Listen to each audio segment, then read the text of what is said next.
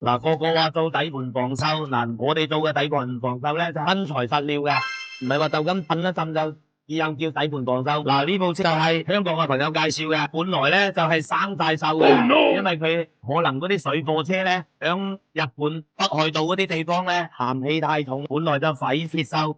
咁啊，而家我哋鈑金做好晒之後咧，再做雙層嘅一個保護，做嗰個底盤裝甲。連油箱後橋都拆晒出嚟噶，原來嘅鏽蝕到嗰個避震機座咧都已經係差唔多斷噶啦。咁我哋而家就同車主檢查到之後咧，車主叫我哋即刻同佢施工，係咧嗰度嗰個位置咧已經係穿咗窿噶啦，鏽蝕咗噶啦。咁我哋而家補鈑金按補完之後咧，做咗個環氧底漆，做完環氧底漆之後咧，再做嗰個底盤裝甲，做防鏽，係咁樣嘅一個步驟嘅。嗱，油箱啊、避震啊嗰啲拆晒出嚟噶啦，白橫拆晒出嚟噶啦。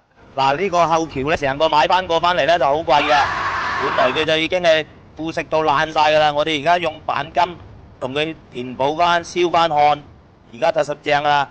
做咗環氧底漆，而家又做多陣面漆，等陣裝咗上去，再做多陣嗰個底盤裝甲。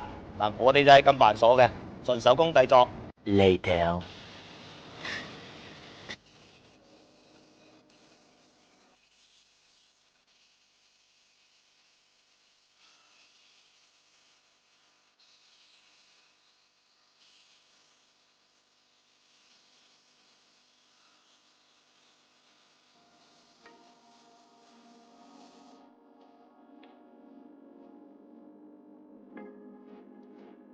一開始俾車主嘅時候咧，佢都覺得有啲貴，但係最終睇咗我哋個施工過程，佢就覺得值。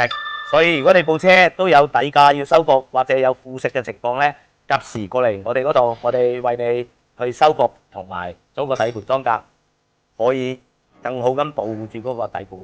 我哋中山寶德有一系列嘅汽車整備服務，有27年嘅維修經驗。如果你都有北上整車嘅計劃，可以過嚟揾我哋，你講需要我哋專業。記得關注我哋中山寶德喎。